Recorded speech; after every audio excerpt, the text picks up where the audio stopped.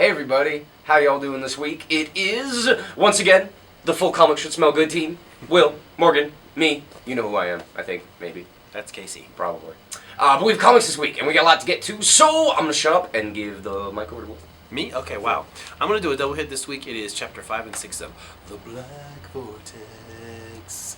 You know, that could rival Forever Evil as a fragrance. Exactly. Actually, now that I think about it. At your local fragrance counter. That's right. For the makers of Forever Evil now comes The Black Vortex. Seducer. Cosmically, this is the big crossover between Guardians of the Galaxy and X-Men. The Black Vortex is this powerful ancient mirror that grants all this great power, and several of the Guardians and the X-Men have been seduced by the power, and they are raising all kinds of hell on planet Hala, which leads to the Guardians team up, and Ronan is involved, and it's just really cool, and it's Star-Lord and Kitty, and Thane, son of Thanos, is involved. Lots of big cosmic fun, and Cyclops joins a big reunion between young Cyclops and young Jean Grey, and lots of cool cosmic fighting and infighting, and it's a lot of fun. So those are two big issues of this ongoing crossover this week. Alright, and I'm going to start off with a throwback here for you from Vertigo. This is Strange Sports Stories, number 1 of 4. It's sort of following up on their, they did an Unexpected revival and a Witching Hour revival. They've been drawing on all these old DC, and rotating anthology series. And this time they're going, of course, with Strange Sports Stories. So, you might remember Carmine Infantino's, ghost baseball player and, all that great stuff from the 50s. This takes modern cartoonists, whoever did this awesome story in the back with the painted art, who worked with Josh Williamson, and then there's Christopher Mitten in here, and we've even got an introductory story by Gilbert Hernandez, actually, which looks great here. It's about life or death dodgeball. Because dodgeball was life and death when you were a kid, man. Hell yeah. But although I was more into kickball, personally. I love kickball. That was awesome. Alright, from Image this week, Red One. Xavier Dorson, Terry Dodson, Rachel Dodson, they bring you what happens when America's greatest superhero is a Russian spy. No, it's not Black Widow, and no, this is not, whatever her name is that plays Black Widow. But Terry Dodson here has learned how to put 15 panels on a page, which is pretty serious here. This is a very packed comic for $3. Great colors by himself as well. His wife inks. But yeah, it's, if you dig kind of Frank Cho stuff or kind of pin-up-y art, bomber type of stuff, then Red One is for you. New for Image, number 1. Red cover, very easy to remember. Or, if you've been loving the Princess Leia miniseries so far, which also has its 2nd issue out today. Good dad. Great segue. Right? Oh, man. Wait, how did Dodson put 2 books together? Speaking of which, this is the 3rd of the new Marvel Star Wars series. This is a special miniseries. So this happens after A New Hope. The Death Star was destroyed, but so was Alderaan. And so Princess Leia and an Alderaanian, I don't know how you say that, pardon me, Star Wars fans, a native of Alderaan, she's a pilot, and together they're basically the Empire. They're not enough with just destroying the planet. Now any kind of outcasts or refugees, they're all hunting them down, so they are out to try to find refugees before the Empire catches them. It's really cool. Mark Waid and Terry Dodson are working on this, and it's really... Oh, and by the way, did anybody see the Terry Dodson print he's doing for Emerald City Comic Con? It's this weird kind of Valkyries thing flying over Seattle. I'm going to be getting it because I got his last one when he was here, so it's really good. So it's a lot of Dodson Love Week. So right, I guess so. On to you. Dodson. And next up, I've got a Marvel double shot for you here, actually.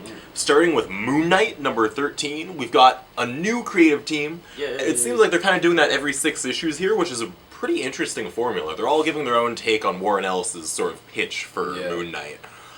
It's another one-off issue dealing with strange crime, written by Cullen Bunn this time, and drawn by Ron Atkins, who is contributing to the eventual release of Prophet Earth War. Actually, he's drawing the bulk of it, which is why it's taking so long, because I probably had to do that. He's like, I need a job to pay. Right? This sees Moon Knight facing down a team of ghost hunters. Really, really interesting. And over in Mighty Avengers here, we have the return of one of the greatest supervillain groups we've probably never heard of, the Beyond Corporation. Yes. Yes. Okay.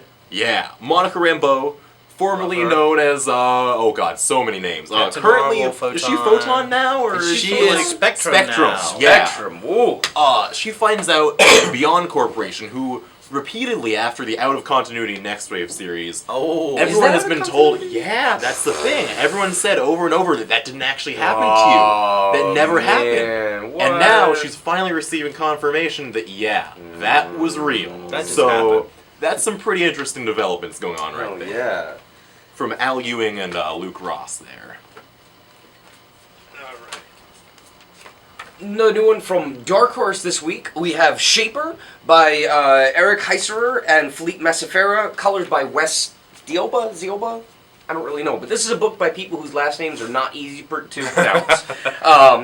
But this is a new sci-fi book, because, you know, there's only new sci-fi comics, about a young man who discovers that he is part of a race called Shapers, which are destined to destroy the current ruling empire of the galactic, you know, whatever. So, you know, what do these Galactic Empire soldiers do? They kill all the Shapers without mercy. And as soon as this poor, you know, kid finds out that he's a Shaper, he gets hunted, but he must use the power within his genes to, you know, gain freedom and stuff. But there's dragons, and there are really cool spaceships, and the first few pages of this are really, really, really nice. But yes, very cool. New from Dark Horse. Black Widow number 16. Nathan Edmondson and Phil Noto. I've said it before on this very video. Well, not an earlier video. This pretty much, let's just make this the Black Widow solo movie or Netflix show or HBO, whatever you want to do, Marvel. This is an awesome story. I've loved this from day one. It's one of my favorite Marvel books. This is Natasha when she's not an Avenger. She's doing all these kinds of cool rogue missions to try to make it for her past. And she's kind of been like, basically killing her way through this awesome, crazy, new, mysterious organization, and she finally goes head-to-head with the head of this group organization this week. Plus, she's got a cool flashback to back when she was a ballerina and she was first drawn into the Red Room and the program that turned her into the assassin killer that she is. So, a lot of action, a lot of fun, spy intrigue with Natasha. This is the Black Widow book you were looking for. Actually, the movie you're looking for in a comic book form. Bam. Alright, and we're jumping over to Boom and their Boombox imprint here for the first of 6 issues from John Allison and, oh god, I feel so bad, Lissa Tremaine, who bring you Giant Days. This is a really, really, really fun-looking new series, sort of going for the whole, like, yes, we're trying to show that comics are for everyone. So it's a female-focused, about 3 college students who, you know, they all get put in dorms, they're all right next to each other, so they're just like, okay, we can be friends now. Starts off on the first page, would we be friends if we weren't right next to each other? No. No, we definitely wouldn't. So that really sets the tone for the book. John Allison is apparently a very accomplished webcomic writer, which really shows in his dialogue, and Tremaine just blows it out of the park here on the art. Like, this really is, she's got the, really got the chops sequentially, and like, just as far as cartooning goes in general, that a lot of these books that sort of going for the same niche these days lack, and it looks really, really impressive. And also, along with, you know, the normal perils of the university life, they've got casual occultism, too. So, you know. Because why not? She's got some demon stomping shoes on, man. Those are some shoes. Boom! Batgirl, Endgame, Yay. #1, cover by the highly controversial Raphael Albuquerque now. But yeah. Not talk about that at all. Right?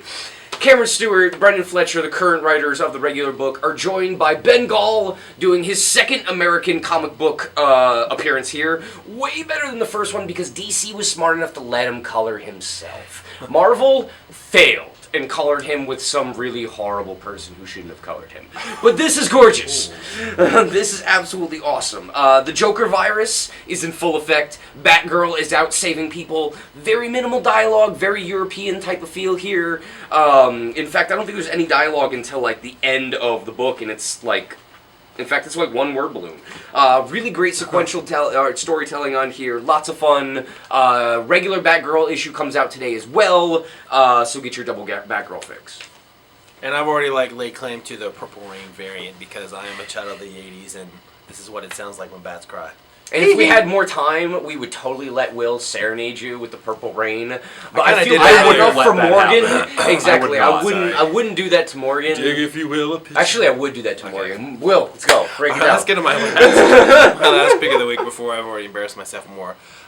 Storm 9. Speaking of nostalgic, it was way back in the day remember when Storm was trapped in the body of a child, and she met this guy named Remy LeBeau when they were both out thieving around. So it's a really cool it's a brand new story, but kind of brings back all those nostalgic feelings for me. Storm was set up. She was one of the world's most wanted women. The FBI is after her while she's trying to get the good guy, and they were all in the ruins of what was Utopia. Remember when the X-Men were hanging out on their own island off the coast of San Francisco? Oh God, that's gone already. It's gone already. But there's more to that coming up, so check out Comics Blend for that. Just search for Utopians and shameless plug. But anyway, the Beast is in here as well, but it's really cool. Storm and Gambit just have a great chemistry. Obviously, it's not the sexy chemistry that Wolverine had, but it's just fun, and it's a lot of fun. Greg Pak is really doing a good job of these great fun stories with Storm solo when she's away from the X-Men. So my final pick for the week, and back to you. Well, I think I'll round things off here with not a double shot, but who do you think you are, Will? Right here. Image is releasing a slew of trades today. We've got the 4th volume of Brandon Graham and Company's Prophet. Yes. Joining. This is the final volume before the aforementioned Earth War, which is going to be totally sick. When it comes out. Yeah. We've got Rick Remender and Wes Craig's Deadly Class, Volume 2. Kids of the Black Hole. That's a feel-good book. Yeah, why not? Really feel-good book. Yeah. Well, I mean, I wouldn't say feel good. It reaffirms your feelings. That's for sure. You find solace in it at least. Yeah, exactly. I only cry every couple of pages. Yeah. And finally, we've got Greg Rucka and Michael Lark's Lazarus. I love this book. Yeah, Will loves this book. It's true. We all love these books, man. What is it with that Image? Aaron and I don't know, fight man. over Image puts out good Lazarus comics every week. Speaking of Image, the new big one, the bromance book of the year, Chrononauts. That's right. Mark Millar, Sean Gordon Murphy, the more important part of that equation. Basically, time travel is not yet been invented except by these two men, one is very kind of like showmanship, crazy scientist, the other one is a bit more down to earth, but together they do manage to time travel. Of course, this issue sees many things that Sean Murphy loves, like cars and motorcycles, even though they really don't play much of a part in here. But this is absolutely gorgeous, coming off of Punk Rock Jesus. And The Wake. And The Wake, that's right. If you're not the biggest fan of Mark Millar, like I am, I have the option, I have totally the way to read this comic. You just do the Bendis method, you put the 2 fingers over the balloons, and you just read through. It works really well. But, that's for those of you who just, it's Mark Millar, what are you going to do? But Sean Murphy. Oh, yeah. It's pretty. It's real pretty. You got another one, right? Yeah, I didn't think we'd have time for that, but there is always time for Mignola. Yes, today sees the release of Frankenstein Underground. Mike Mignola is taking on Mary Shelley's classic monster along with Ben Stenbeck, who drew most of, if not all of, his Baltimore minis. He's got a really, really interesting take on the whole Mignola aesthetic. It gives it a certain amount more body than when Mignola does it himself, which really works for this hulking brute that is Frankenstein's monster. So that's going to see his adventures either leading up to or leading from House of the Living Dead, the Hellboy graphic novel. Oh, cool. Yeah. So that's a really cool one that's out today from Dark Horse. And Copra! We got it from Virgin Street! Yay! Fife, Copra. Second trade. You know what to do with that. That's right. With that, we will see you next week.